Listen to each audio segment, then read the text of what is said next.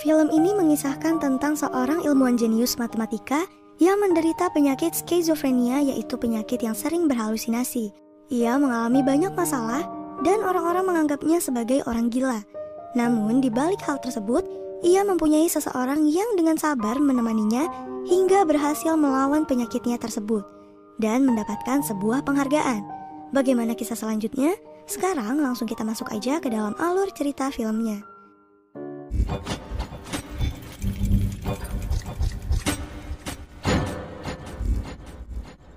Film ini dimulai dengan menampilkan suasana kelas di Princeton University yang merupakan salah satu kampus ternama di New Jersey.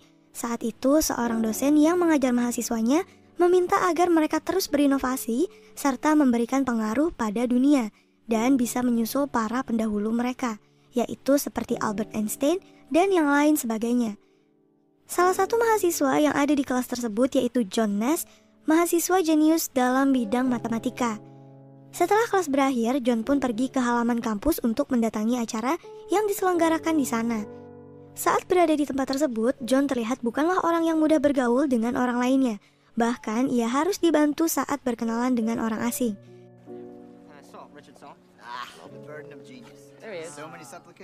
Setelah itu John pun kembali ke apartemennya. Ia menggeser meja ke arah jendela agar ia bisa lebih berkonsentrasi dalam memikirkan tugas naskah yang diberikan profesornya.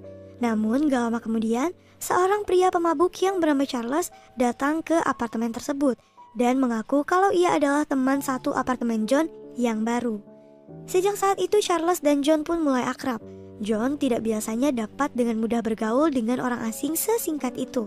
Suatu hari Charles pun bertanya apakah judul penelitian yang akan John buat, dan John mengatakan kalau ia tertarik dengan dinamika pemerintahan.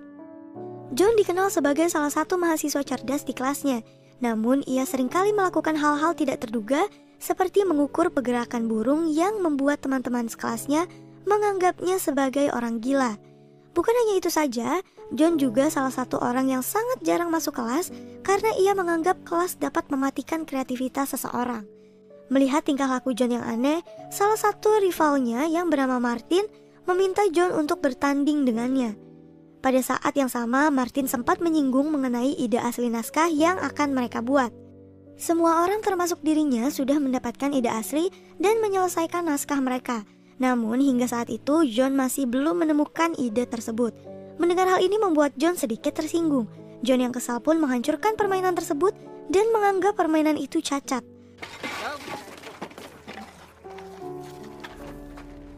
Sejak saat itu, John pun akhirnya menghabiskan waktunya selama berhari-hari di perpustakaan, namun sayangnya idenya tidak kunjung muncul.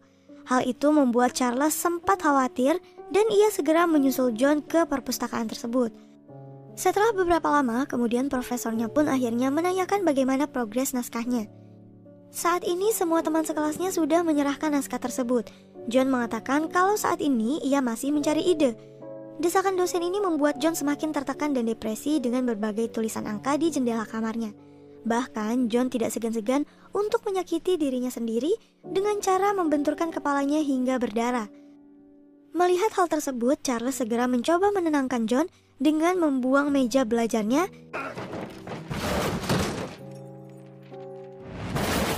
dan membuat John tertawa. Setelah keadaan membaik, John pun pergi ke sebuah bar di dekat kampus. Bukan untuk minum, John malahan membawa tumpukan kertas dan buku untuk menyelesaikan naskahnya tersebut. Pada saat itu John tidak sengaja melihat seorang gadis di bar itu. Dan saat ia melihat gadis tersebut, tiba-tiba John mendapatkan sebuah ide.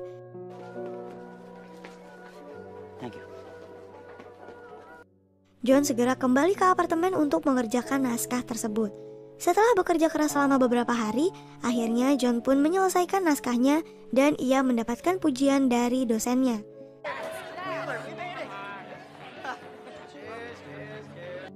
5 tahun kemudian, John pun dipanggil ke sebuah lembaga pemerintahan untuk memecahkan sebuah pola yang tidak dapat dipecahkan manusia dan komputer. Setelah berusaha cukup keras, akhirnya John pun dapat memecahkan pola yang menunjukkan sebuah lokasi tersebut. Saat ia sedang asik memecahkan pola itu, terlihat seorang pria asing sedang memperhatikan John. Gak lama setelah itu, terlihat John yang kini mengajar di sebuah kampus Di sini ia kembali bertemu dengan wanita yang ia temui beberapa waktu lalu. Wanita yang bernama Alicia merupakan salah satu mahasiswi yang berada di kelasnya. Setelah kelas berakhir, pria berjas hitam yang ia lihat di kantor pemerintahan beberapa waktu lalu kembali menemuinya. Pria yang bernama William tersebut meminta John untuk mengikutinya ke sebuah kantor rahasia. Di sana William pun akhirnya mengatakan keinginannya bahwa ia mengatakan kalau saat ini Amerika Serikat berada dalam bahaya karena Rusia akan menyerang negara tersebut dengan menggunakan bom. Untuk menemukan lokasi bom tersebut, ia harus menyelesaikan kode yang terdapat di setiap koran atau majalah terbaru. Dan setiap kali ia mendapatkan petunjuk, ia harus mengirimkan kode tersebut ke alamat yang telah diberikan. Bukan hanya itu saja, John juga diberi sebuah tanda tangan di tangannya yang berupa kode akses saat mengirimkan petunjuk tersebut. Dengan kata lain, pada saat ini John telah dijadikan sebagai mata-mata oleh pria itu. Keesokan harinya, Alicia menemui John yang berada di ruangannya. Ia menunjukkan hasil pekerjaan yang diberikan John pada mereka. Namun sayangnya Alicia tidak dapat mengerjakan soal tersebut dengan benar. Pada saat yang sama, Alicia pun menawarkan John untuk makan malam dengannya. Awalnya John masih terlihat gugup bertemu Alicia, karena ia tidak tahu bagaimana cara menolaknya. Akhirnya ia pun berjanji akan menjemput Alicia, namun wanita itu harus segera meninggalkan ruangannya. Sesuai janjinya, pada malam harinya John pun mengajak Alicia makan malam di sebuah restoran dan bertemu dengan beberapa petinggi kampus. Di sana Alicia memberikan perhatian lebih pada John yang membuat John akhirnya jatuh hati padanya. Dan sejak saat itu, John dan Alicia pun akhirnya menjalin hubungan.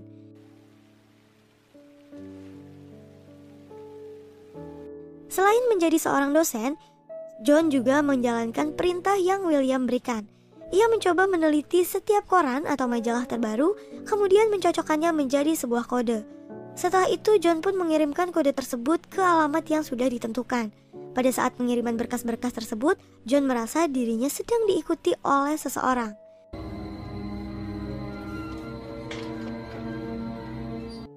Cerita berlanjut, suatu hari tanpa diduga, John kembali bertemu dengan Charles yang sedang menjaga keponakannya.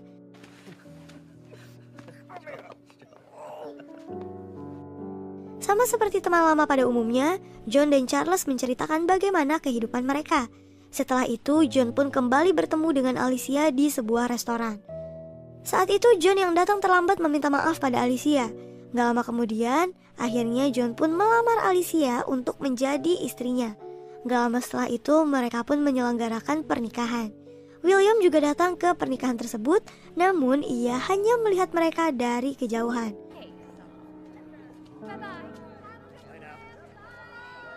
Selang beberapa hari setelah itu, John kembali melakukan tugas rahasianya. Namun kali ini tanpa diduga, beberapa orang datang untuk menyerangnya. Pada saat yang sama, William yang juga berada di sana meminta John untuk masuk ke dalam mobil. Saat itu terlihat mereka dan orang-orang tersebut terlihat aksi saling menyerang satu sama lain.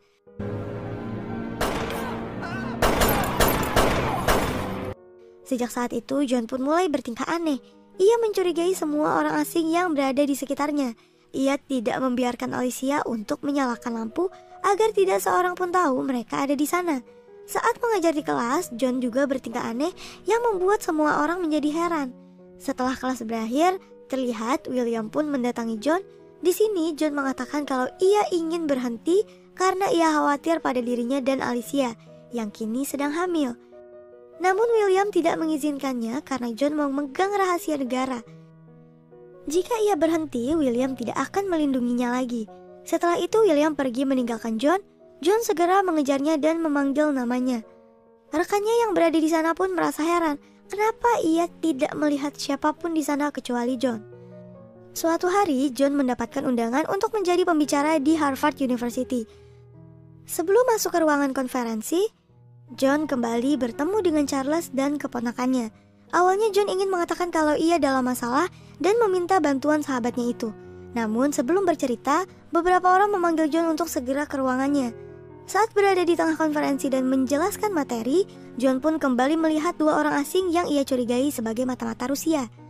Melihat kedua orang tersebut, John terlihat ketakutan dan segera melarikan diri. Keduanya berhasil mengejar John dan mengatakan kalau mereka adalah psikiater. Namun John tidak percaya dan mencoba menyerang mereka. Untung aja Dr. Ojen bisa melumpuhkan John dan membawanya dari sana.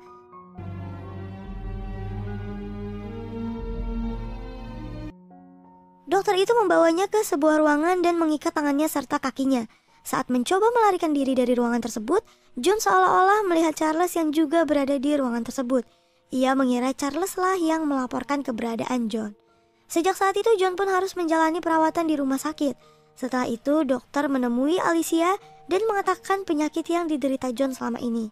John selama ini telah menderita penyakit skizofrenia, yang merupakan salah satu penyakit yang mempengaruhi kemampuan berpikir dan perilaku seseorang. Orang-orang yang selama ini berada di sekitar John, seperti William, Charles, dan keponakannya, merupakan halusinasi yang John ciptakan sendiri. Saat itu Alicia mencoba menyanggah dan mengatakan kalau Charles bukanlah hayalan. John seringkali menceritakan Charles kepadanya, dan William juga datang ke acara pernikahan mereka. Namun faktanya hingga saat ini Alicia juga belum pernah bertemu dengan orang-orang tersebut. Dr. Ojen juga mengatakan kalau misi rahasia yang selama ini John lakukan hanyalah hayalannya aja. Untuk membuktikan hal tersebut, Alicia pun pergi ke ruang kerja yang selama ini John rahasiakan. Dan benar saja, di sana terdapat tumpukan koran dan majalah. Bukan hanya sampai di situ aja, Alicia juga pergi mengunjungi tempat pengiriman berkas-berkas tersebut. Dan sesampainya di sana, Alicia menemukan tempat itu hanyalah sebuah bangunan kosong dan berkas-berkas itu masih berada di sana. Ia pun kembali menemui John dan menceritakan semuanya. Ia menunjukkan berkas-berkas tersebut, namun John tetap tidak percaya. Alicia menegaskan bahwa John sedang sakit, namun hal ini malah membuat John marah dan meninggalkannya.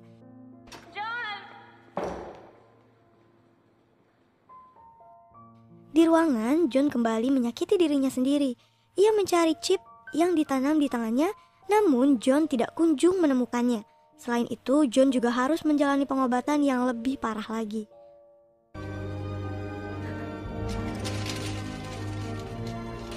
Satu tahun telah berlalu. Kini, John dan Alicia mempunyai seorang bayi, dan John telah keluar dari rumah sakit. Namun ia belum bisa beraktivitas dengan normal, yang makanya ia di rumah menghabiskan waktu sepanjang hari. John juga masih menjalani pengobatan dengan cara minum obat secara rutin setiap harinya. Dengan keadaan John yang belakangan ini terlihat tidak normal, Alicia terus setia menemaninya dan berharap John kembali seperti semula. Selain menjadi seorang istri, tanggung jawab Alicia juga semakin besar. Ia harus merawat bayinya sendirian dan juga merawat John. Walaupun hingga saat ini Alicia masih bertahan, namun tidak jarang ia juga merasakan kesedihan. Beberapa lama kemudian John pun memutuskan untuk tidak minum obatnya lagi. Hal ini membuat delusi yang ia alami kembali kambuh. Saat malam, John melihat sosok yang sedang mengawasinya. Ia pun segera mengejar sosok tersebut hingga ke hutan di belakang rumah mereka. Di sana ia kembali bertemu dengan William, dan William meminta John untuk kembali melanjutkan pekerjaannya. Dan seperti yang diperintahkan, John pun kembali melakukan hal tersebut. Suatu hari Alicia meminta John untuk menjaga bayi mereka sementara, dan ia akan mengangkat jemuran. Saat itu Alicia melihat pagar belakang rumah mereka terbuka. Ia pun segera mencoba mencari tahu siapa yang membuka pagar itu. Singkat cerita, Alicia menemukan sebuah gubuk di belakang rumahnya dan dipenuhi dengan kertas koran dan majalah. Ia pun tersadar kalau delusi yang John alami kembali lagi, dan ia baru sadar bayi mereka dalam bahaya. Alicia segera berlari ke dalam rumah, dan benar saja saat itu John membiarkan bayi mereka yang hampir tenggelam di wastafel.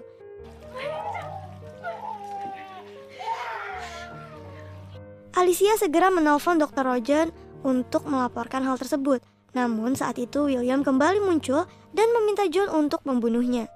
John yang ingin melindungi istrinya itu seakan-akan terlihat ingin menyakitinya.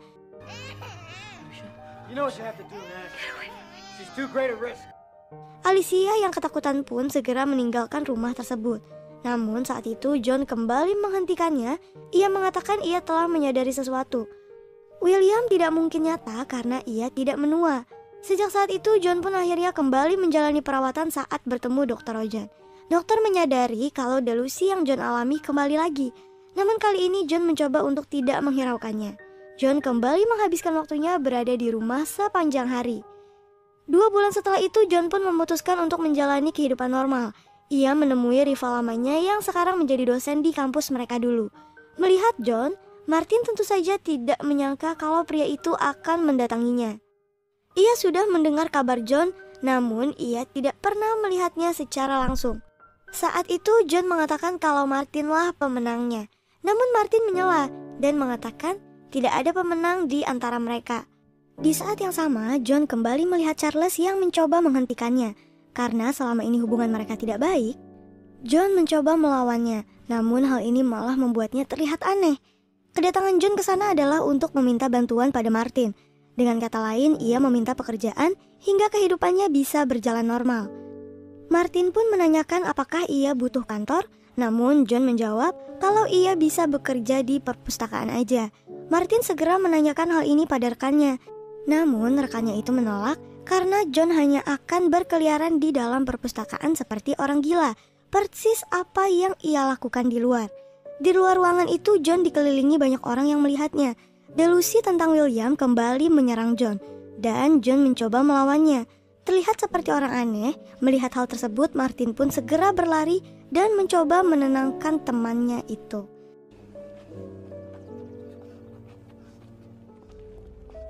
Keesokan harinya John kembali mencoba.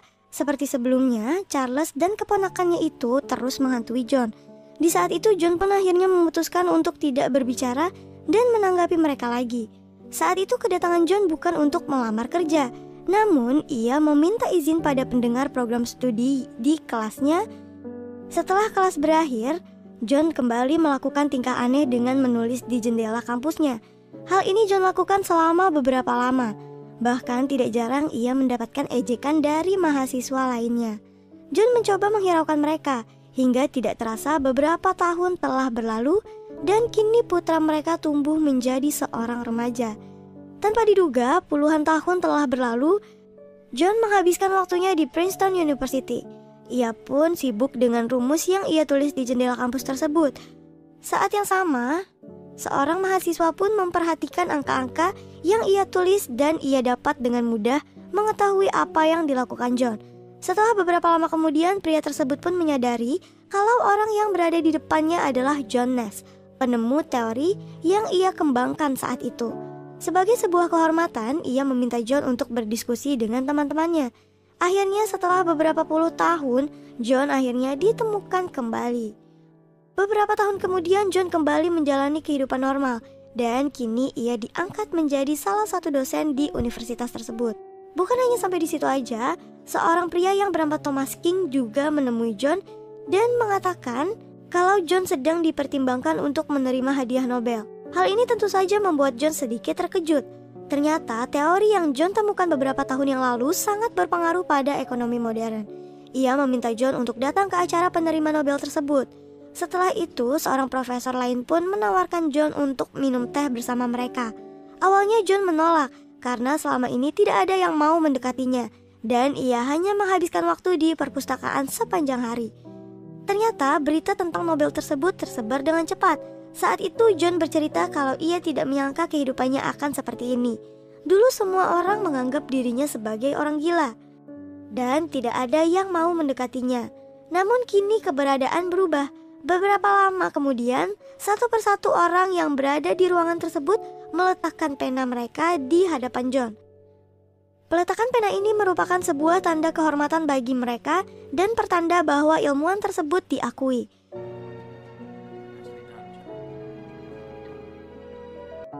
Keesokan harinya, John pun akhirnya menerima hadiah Nobel. Saat itu John meminta untuk mengucapkan beberapa kalimat. Akhirnya ia mengatakan kalau hadiah tersebut ia berikan pada istrinya karena hanya istrinya lah alasan bertahan hidup selama ini. Film ini ditutup dengan menampilkan tepuk tangan yang meriah dari mereka yang diberikan kepada Profesor John Nash. Film ini mengajarkan agar kita tidak mudah menyerah dalam menghadapi masalah dan setiap masalah pasti mempunyai solusi yang tepat untuk menyelesaikannya. Selain itu, kesabaran juga sangat dibutuhkan dalam menghadapi masalah tersebut. Dan film pun selesai. Mohon maaf apabila ada kesalahan dan kekurangan dalam video ini. Terima kasih.